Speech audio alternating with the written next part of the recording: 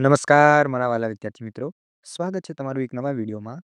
આજે આપણે ધોરણ 6 વિષય ગણિત પ્રકરણ નંબર 12 ગુણોત્તર અને પ્રમાણમાં સ્વાધ્યાય 12.1નું સોલ્યુશન કરવાના છીએ. જેમાં સૌ પ્રથમ પ્રશ્ન છે, એક વર્ગમાં 20 છોકરીઓ અને 15 છોકરાઓ છે. સૌ પ્રથમ લખી દઈશું કે 20 છોકરીઓ એટલે છોકરીઓની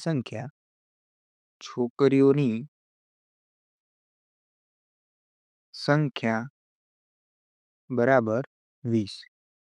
તેવી જ રીતે 15 છોકરાઓ એટલે છોકરાઓની સંખ્યા બરાબર 15. ચલો, ત્યારબાદ પ્રથમ પ્રશ્ન એવો હતો, છોકરીઓની સંખ્યા અને છોકરાઓની સંખ્યાનો ગુણોત્તર કેટલો છે? તો આનું સોલ્યુશન આપણે આ પ્રમાણે લખશું.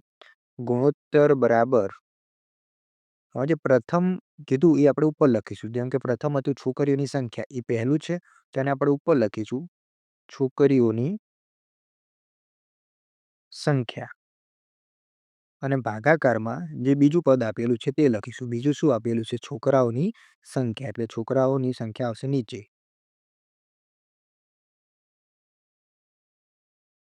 ચલો, ત્યારબાદ છોકરીઓની સંખ્યા કેટલી આપેલી છે? છોકરીઓની સંખ્યા આપેલી છે 20, એટલે છોકરીઓની સંખ્યા આપણે 20 લખશું, અને ભાગાકારમાં છોકરાઓની સંખ્યા આપેલી છે 15, એટલે ભાગાકારમાં આવશે 15. હવે આપણે છેદ ઉડાડશું, તો ધ્યાનથી જુઓ. જેમ કે 20 છે તો 20ને હું લખી શકું 4 × 5 = 20, અને 15 છે એનો લખીએ 3 × 5 = 15.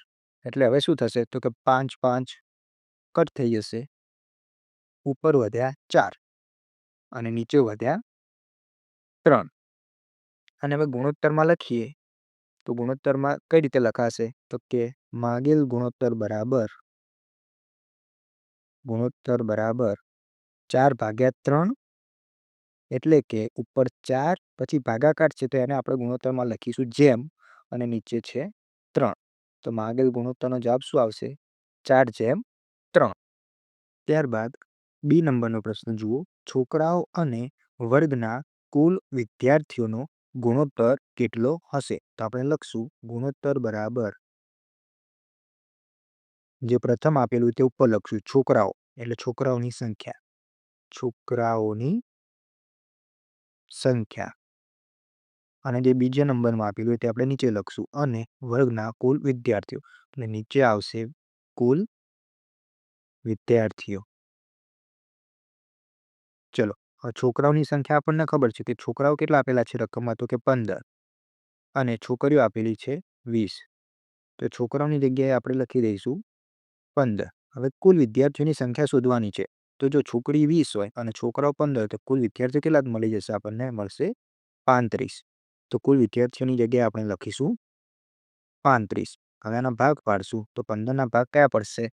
તો લખીએ 5 તરી 15, અને 35ના ભાગ પડીએ 5 × 35. હવે 5 × 5 કટ થઈ જશે, તો ઉપર વધશે 3 અને નીચે વધશે 7. તો આમ માગેલ ગુણોત્તર બરાબર શું લખાય?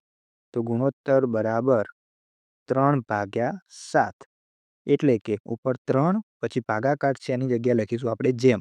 આ 2% ને જેમ વંચાય, ત્યારબાદ છે 7. તો જે બી નંબરનો પ્રશ્ન હતો એનો ગુણોત્તરનો જવાબ આવ્યો 3/7.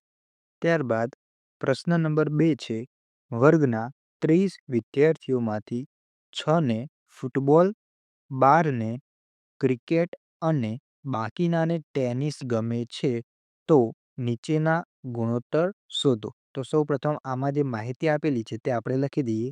વર્ગના 30 વિદ્યાર્થીઓમાંથી, એટલે કે કુલ વિદ્યાર્થીઓની સંખ્યા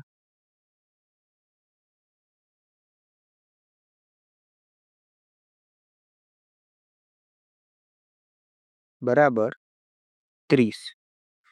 ત્યારબાદ 6ને ફૂટબોલ ગમે છે, એટલે કે ફૂટબોલ ગમે તેવા વિદ્યાર્થીઓ કેટલા આપેલા છે? 6. ત્યારબાદ 12ને ક્રિકેટ ગમે છે, એટલે કે ક્રિકેટ ગમે તેવા વિદ્યાર્થીઓ એમની સંખ્યા આપેલી છે 12. ત્યારબાદ બાકીનાને ટેનિસ ગમે છે એટલે કે ટેનિસ ગમે તેવા વિદ્યાર્થીઓ.